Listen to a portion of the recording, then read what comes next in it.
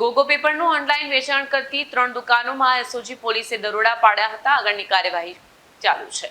માદક દ્રવ્યોના સેવન માટે ઉપયોગમાં લેવાતા ગોગો પેપરની ઓનલાઈન બ્લિંકિટ કંપની મારફતે ડિલિવરી થતી હોવાની માહિતીના આધારે SOG DCP Rajdeepsinh Nakum, SOG PI Atul Sonara તેમજ એપી ચૌધરી સહિતની ટીમે આજે સવારે ઉધના મગદલા રોડ પર આવેલી એક બ્લિંકિટની ઓફિસે તેમજ સિટી લાઇટ રોડ ખાતે 3 દુકાનો પર દરોડા પાડ્યા હતા. આ દરોડાના પગલે પાનના ગલ્લાવાળાઓ તેમજ સિગારેટનું વેચાણ કરનારાઓને ત્યાં ફફડાટ ફેલાયો હતો.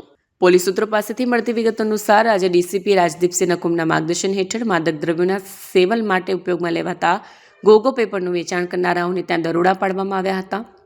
જેમાં સિટી લાઇટ ખાતે આવેલી 3 દુકાનો ઉપરાંત ઉધના મગદલા રોડ ખાતે આવેલી બ્લિંકિટના એક સેન્ટર પર પોલીસ ત્રાટકી હતી. સૂત્રોનું કહેવું છે કે બ્લિંકિટ મારફતે પણ ગોગો પેપર અમુક નશેડીઓ મંગાવતા હતા.